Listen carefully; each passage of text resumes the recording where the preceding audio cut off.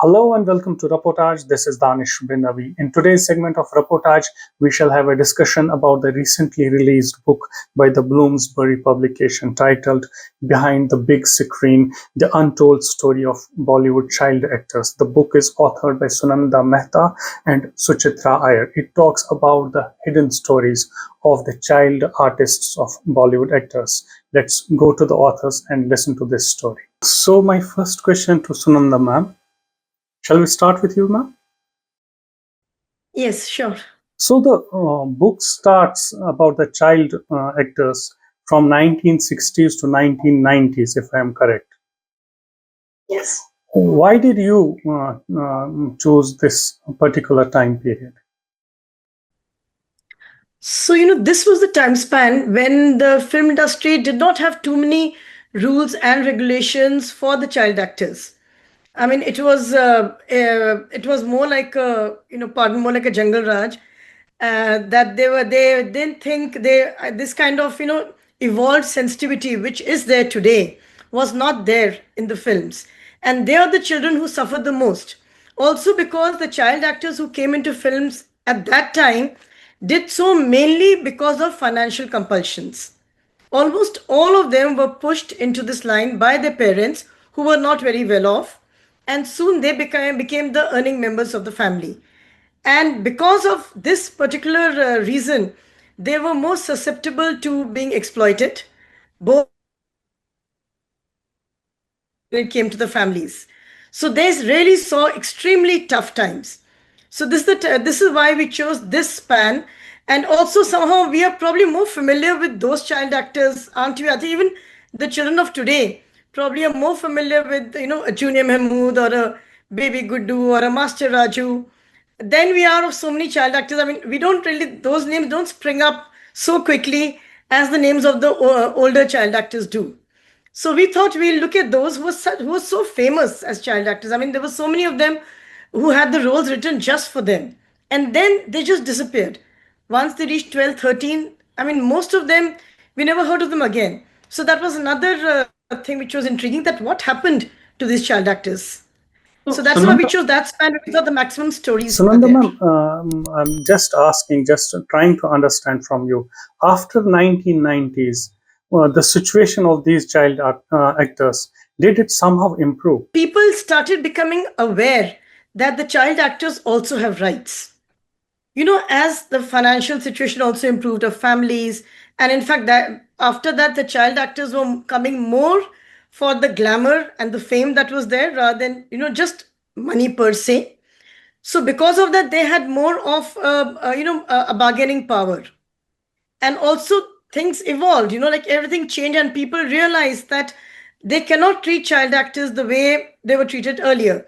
They had a right to proper education, to schooling, to the shifts, to the work hours, to payments, to the kind of travel and accommodation outstation which was given to the adult actors were never given to child actors. So all these became very vocal about the rights, and because of that, things started to change, I would say mainly from 2000 onwards. Okay, great, ma'am. I think this is the time to bring in Suchitra, ma'am, and listen to her expertise on the book. And Suchitra, ma'am, I just want to ask you. In the book, it's mentioned that there was much difficulty in reaching out to these stereo actors. What were the difficulties? Actually, what were the challenges you faced in tracing them down to listen to their stories? Actually, a lot of them we couldn't trace at all. Nobody knew. So actually, we got these names through and through. Like I got Master Raju first through somebody or through Instagram or something. We contacted people through different forms and different mediums to get through to them. But there were some who weren't traceable at all. Even the actors didn't know where they were. Some had passed away. Some had moved abroad. So like it was a bit difficult, but we like kind of made the most of whomever we could contact. And others, of course, didn't want to talk to us in the book. That was also another category of actors who, for different reasons, either they didn't want to go back to their past lives or they wanted to move on, or they were, doing writing their own book, different reasons. So some of them didn't agree to talk to us. So everything happened together. Some we couldn't find, some didn't agree. So yeah, so we kind of made the most of whomever we could contact. And of course, not for lack of trying. We really kind of, persuaded them to talk to us, but some of them didn't. That's So, the reality. yeah, Sunanda ma'am, I just want to come back to you and understand from you about this concept of childhood loss, as you just responded to my first question, and you mentioned there they had to sort of tend to their families. What this concept of childhood loss, and how did it actually affected the child psyche? Can you talk a bit about it? Yeah, it affected a lot of those children we talked to. In fact, I will come to that also. It affected definitely the children who were exploited and had a very bad childhood in the sets. And even those who had a good time. There were some, who really enjoyed and loved the time as child Yeah. actors. But even they said that, Tabassum told us that there's no such thing as a child actor. When you become a child actor, the word child drops out of your life. Or Alankar Joshi said that, movies would have this. And he said that, movies have this disclaimer, no animals were harmed in the making of this film. Yeah, that's great, but what about the children? But the people who, I mean, you can understand even those, and there's a fact that none of the child actors we interviewed later made their children into child actors. So that, In fact, they that is said also, that they didn't want to, they wouldn't they want them didn't to want to. go through the same uncertainties and transiency that they experienced in their life as Yeah, child actors, and as then child actors, exactly. And and but to, not getting as much success as adult actors. yeah, correct. But to talk specifically of stories, Daisy Rani, Khushbu Sundar, to an extent, Hani Rani, though she took it still on her chin, a lot of what she went through. So many of them, Baby Naz, even Sharad Goekar, who won the National Award in the Marathi film Stingya. So all of them, when it, because the fair, like Prakash has written in his foreword, you are what your childhood is. So what all they went through the childhood affected them greatly in their adulthood. Like Daisy Rani, when we asked her, how often do you think of, all those horrible times you had at the sets, when you were exploited by the men on the sets, or a mother who really pushed her, didn't let her go to school, didn't give her any education, but just treated her as a golden goose, same as Khushbu and her father. So Daisy said, I think about it every single day of my life. And she's like 76 now. It took her decades to even come out to talk about, the rape that she had to undergo as a small child of 6. It affected Sharad Gaikar, the one who won a national award for his first film, Tingya. And this was not so long back either. Because, somehow you get used to a very unrealistic kind of a world, and you get used to success and fame and glamour. And obviously, when that starts dimming, it's very difficult to take it. That is one aspect. And the other is the lost. That never goes away. A lot of them said that Sorry, even we if we had a lost good you there. time, we don't want to take away our children's childhood by putting them on the sets. Suchitra ma'am, I just want to understand from you. And it's also mentioned in the book somewhere. I read somewhere in the book. Why don't the people or the media persons write or talk about this exploitation, not only of the child actors, but of the female actors, or in some of the cases, even male actors are harassed in different ways. Why do we not talk about these issues, and why do media sort of tend to put them under a carpet and not to bring them out in the public? That's not true. I mean, indirectly, they have tried to write about it a number of times. But the thing is, nobody comes ahead to talk about these things. I mean, how much can you keep extrapolating? You need somebody to come out and talk about it. Like, the Me Too campaign happened. That time, the media was behind them. I mean, they were supporting them. So the main reason for that, I would say, is that because people don't really come forward, because the to be in the glamour world and to continue as actors, all that takes precedence over coming out with the bitter truths. And And if some I of can them add who here, do will never yeah. go ahead anywhere. We have instances of people who have come out and spoken about these exploitations, and then we don't know where they are. They just disappear from the scene, you know. So, That's the entire point. Whosoever talks about all yeah, these issues completely vanishes from the scene. and correct. and then he or she then finds difficulty in getting the jobs or whatever their thing Or is. doing anything else in their lives. Yeah, yeah, So Yeah, and I would just want to add about media that unless they come forward and talk themselves about it, yeah, exactly. media cannot write about it, you see. Yeah, Because yeah, tomorrow they can just go back and say, we have not said this. Because, like you yeah. said, the jobs dry away. I mean, we all know the cliques are there everywhere. So the media can only write about it if you come out yourself and say, and we have that kind of credible proof. Can we talk about the stories? But I think anyone who wants to talk about this, the media has always supported them. ma'am, Like I just even, for instance, Daisy, sorry, Danish, yeah, Daisy, please.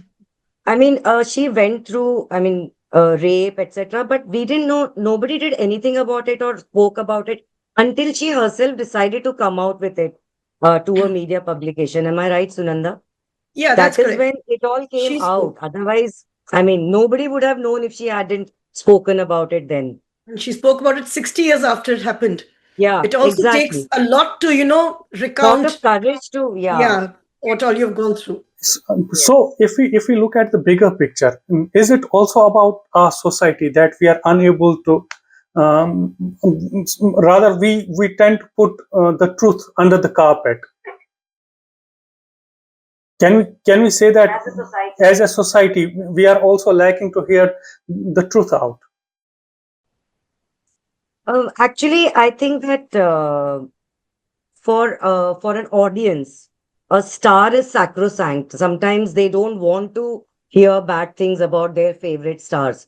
So it is possible that, unless something concrete really comes out, it is possible that we would rather ignore that and look at their star value. That is possible. That can happen.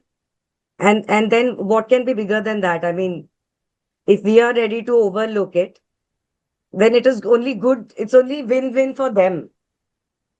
And if this happens to adult actors, you can imagine what must be the state of child actors who Yeah, can't even Absolutely. probably articulate what they're going yeah. In fact, whether as children, they thought they yeah. were actually enjoying the whole journey.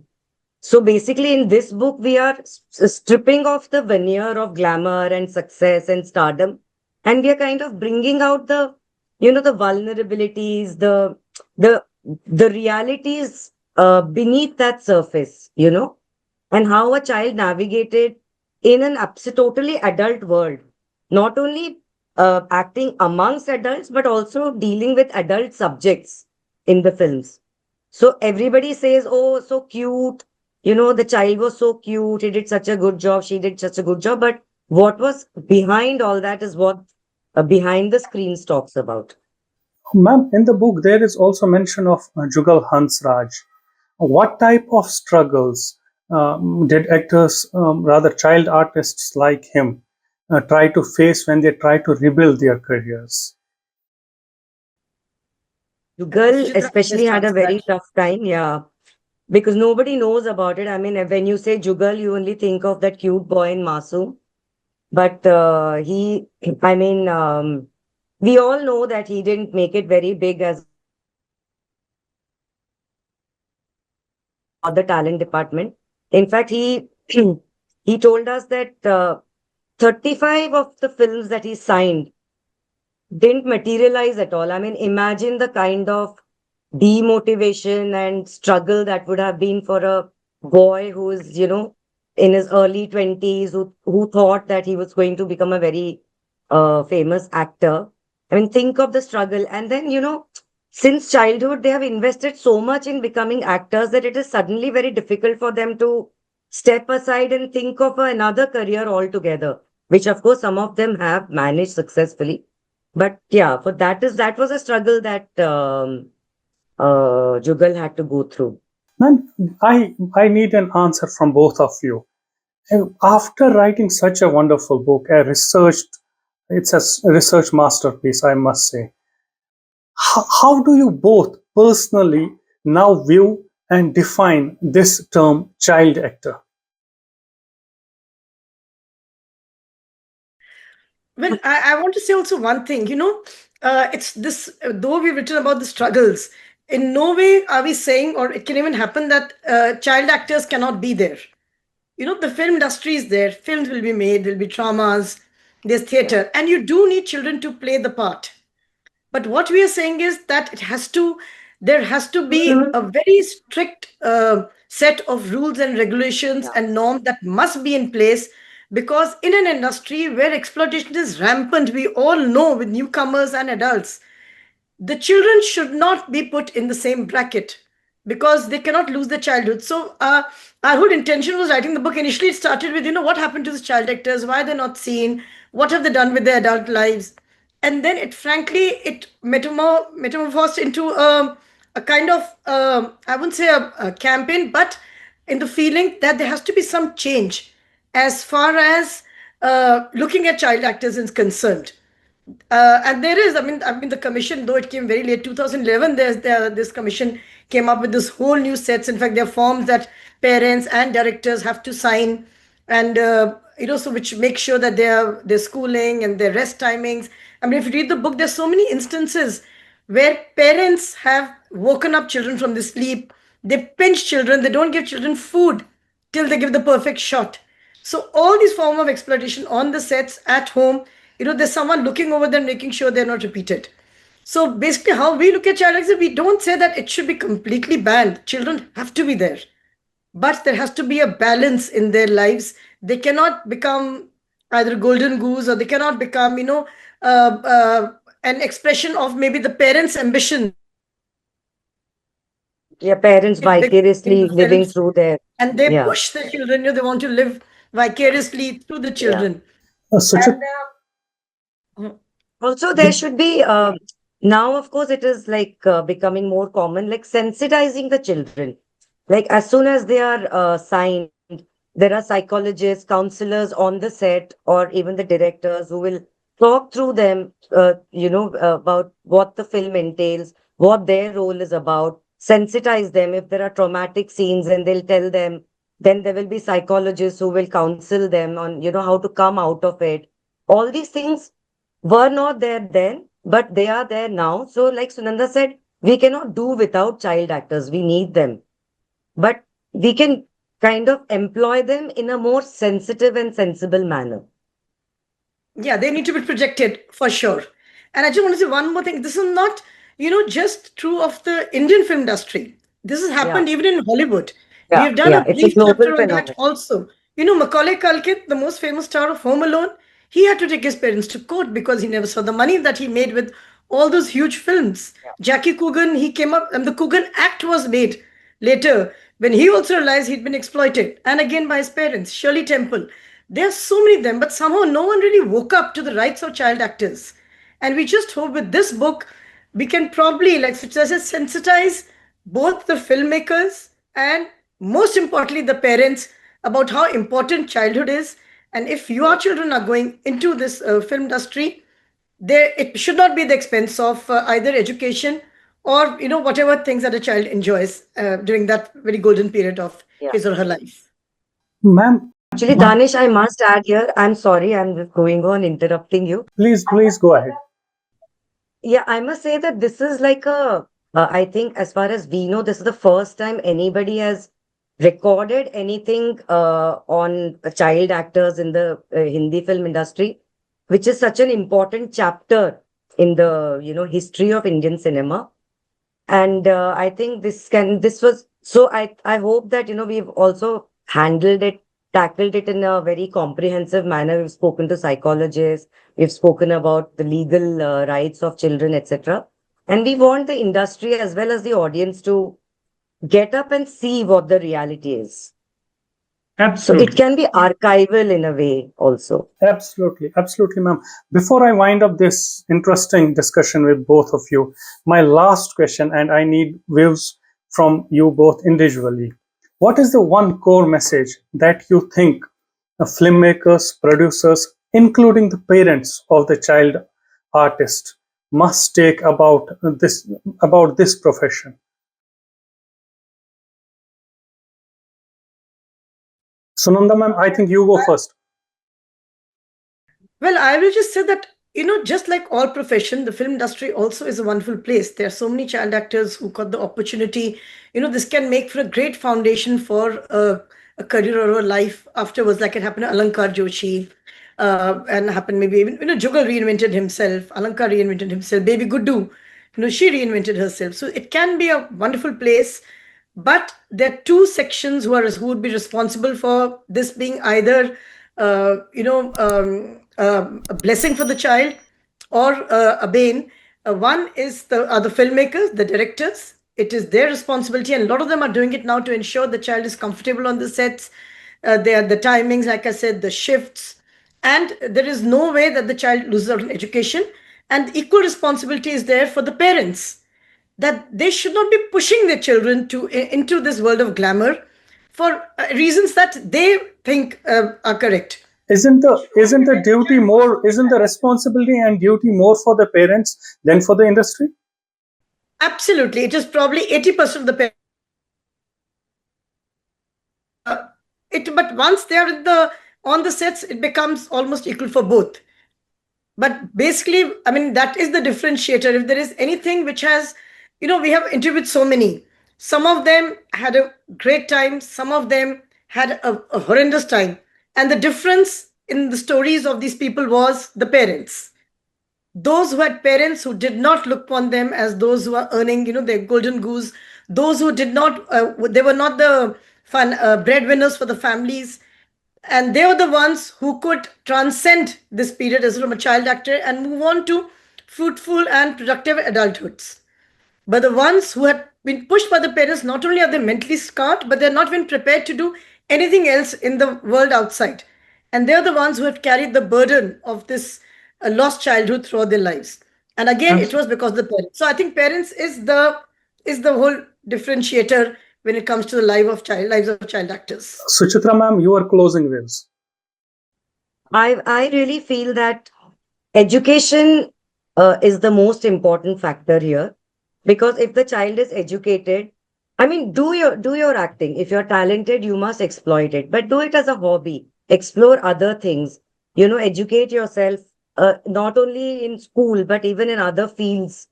In life, so that if this works out, fine. If doesn't work out, you should have a fallback option. You should feel secure in yourself that, okay, this is the end of the chapter of my film career, but it doesn't matter because I am good at this and I can continue my life. I can bank on this talent of mine and I can continue as a successful individual. I think that, and if they have that security, and of course, it does depend on the parents to also, make sure that the children are well-rounded and confident individuals at the end of the day. I think. In fact, we have instances. Yes, please. And been very successful. And when they got more offer, they said, no, thank you. We just did this one or two films, but my child must go back to school, complete the education. Exactly. We think that is more important. Or we had someone like Sachin Pilgaonkar, who loved being in the films, but realized that once your childhood is over, you lose those cute looks. Another matter that Sachin never lost those cute looks, even now. But if you lose them, you have to do other things. So he Yeah. trained himself in editing, in production, that tomorrow, if he couldn't make it as an actor, he could still be in films, but in a different stream. Yeah. Yeah. Here again, it came Yeah. because he had a very secure family background. Exactly. Same for Ravi Valecha and Manjunath of Malgudi days, where when they realized that, okay, they didn't want to go down as forgotten actors. They wanted to quit when they were still on a high, on a pedestal, so that people would still remember them as successful actors.